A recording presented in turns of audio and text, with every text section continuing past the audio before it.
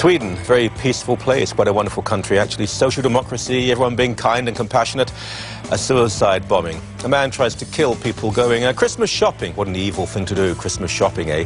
This time of year in particular. Women, children, mothers with their babies, ordinary people just doing their shopping, and he wanted to send nails into their flesh, ripping them apart. He was, do you need to be told, a Lutheran. Not sure if it was evangelical Lutheran or Missouri Synod, but he was a Lutheran and... Oh, hold on. Oh, no, I'm sorry, I've just been told he wasn't a Lutheran. I'm surprised he was a Muslim. I had no idea. He was a Muslim, and he tried to kill innocent people. Now, I'm not standing here to say to you, all Muslims behave like this, because that will be silly and wrong and malicious. I am saying that the vast majority of people who've tried to become suicide bombers and murder the innocent in the name of some cause or other have been motivated by, provoked by, produced by the Islamic faith. I'm not saying that. They're telling me that. This man was educated, if you can call it an education, in Luton, Bedfordshire. Free, heavily funded public education in the UK, healthcare, welfare, protection, civil liberties, freedom of religion. What has he got to complain about? Iraq, Afghanistan? Fine. Vote for politicians who oppose those particular wars. But you murder innocent people in the name of your religion, in the name of freedom? Once again, wasn't the Lutherans? Michael Coren Show.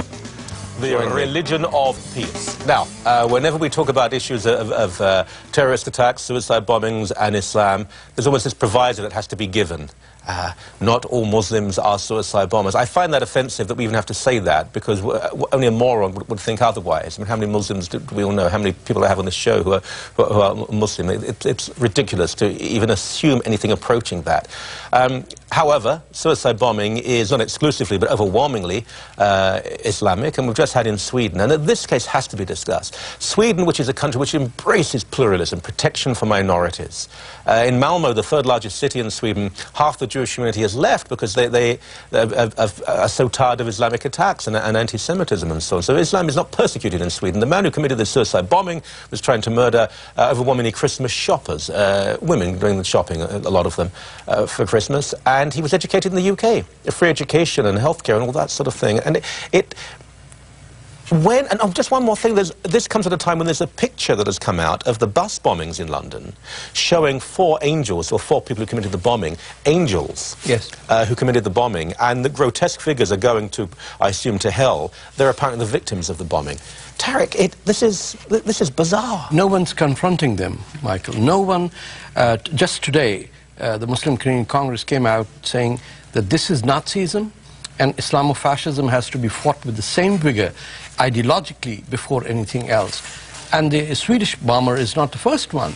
The Portland, Oregon Christmas bomber had this intention to go to a place where people were celebrating Christmas and to kill himself. There's another bomber who was caught in, I think, New York. I think he's a Latino convert to Islam who also wanted to kill.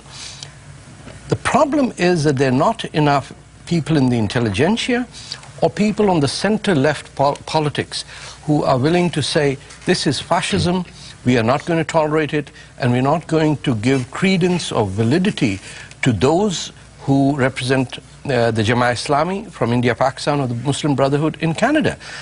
The right, on the other hand, is correct, but their track record on immigration, on racism, is so bad that any time the right wing or the conservative elements attack this fascism, that's exactly what these Islamists want. Conservatives aren't, though, are they? In Sweden, the Christian Democrats, in Britain, the Tories, they're very lukewarm on these issues. The hard right are responding, but of course they are not legitimate. I'm talking of North America. This will be fought and won in the United States of America.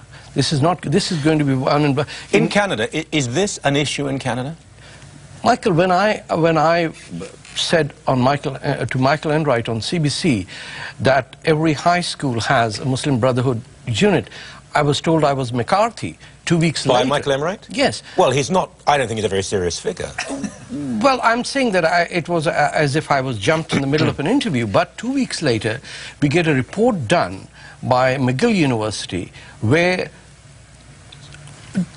groups of Muslims themselves identified that we have been brainwashed into hating the West. Mackay, you have a great deal of influence and responsibility at the largest talk radio station perhaps in the country. When it comes to these issues, do you allow complete freedom of expression?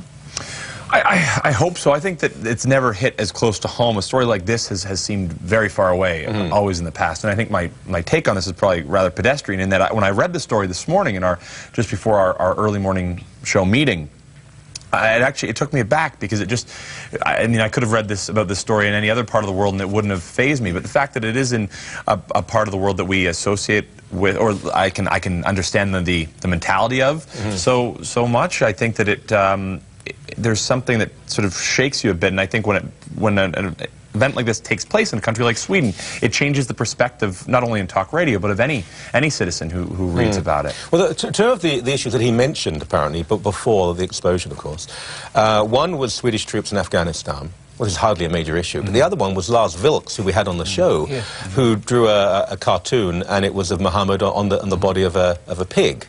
Now, and he's also given some lectures. He's a relatively obscure figure, Lars Vilks, and he has been very anti-Christian in the past. He was also attacked because he dared to show a movie made by a Muslim woman about homophobia. Michael, the problem is the very person who's upset about a cartoon is not upset in depicting Prophet Muhammad as a mass murderer. I mean, I'm shocked that after my book has been published, I've got more hate mail from Muslim clerics who say, "Who are you to say that Muhammad is not a mass murderer of Jews?" I'm absolutely astonished. They're not you're defending Muhammad against... They are upset that I have taken away their legitimacy that they took to hate Jews, and now I've left them without the story. David, Sweden is... I don't know if you've been there, but all of Scandinavia, but I'd say Sweden in particular, is almost obsessed about being tolerant. There's guilt from being neutral during the Second World War, although they did take most of Denmark's Jews.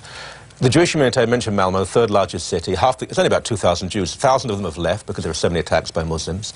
There are Muslim quarters in Stockholm. Islam is a protected religion. There's a small right-wing party that got a little bit of the vote recently, but it's almost painfully liberal in Sweden. This is not a place where Muslims walk around in fear, but Jews do because of Muslim actions. This man, educated in the UK, he's had everything the West can give to him, and his response is to try and murder people. And that is the problem, being so tolerant that you have no backbone, you have no testicular fortitude to lay down the law.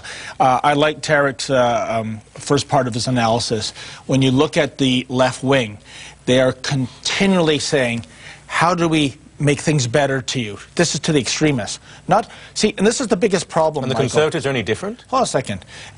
You see an uncanny honeymoon right now with the left wing and radical Islam.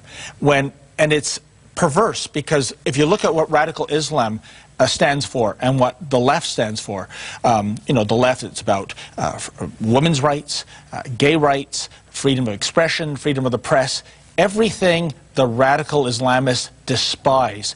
And yet it's always, what can we do to appease you? I've often said that to wake up Canadians, I wonder what it would take. Would it take a 9/11-like suicide bomber to fly the plane into the TD Centre and destroy those buildings? Well, look what's happened in the UK, that there have been attacks in the UK, fatal attacks and attempted attacks, and Britain hasn't really changed. Exactly, and this is my point. And I don't think Sweden's going to change. Toronto had that kind of a 9/11 New York-style terrorist attack, Michael, the next day on CBC, you'd have the roundtable discussion with the usual suspects, and this would be the focus of the conversation. What have we done to instill such hatred in these people? That's the landscape of the situation now. Sadly, there will be more discussion of this, because I'm sure other incidents will occur.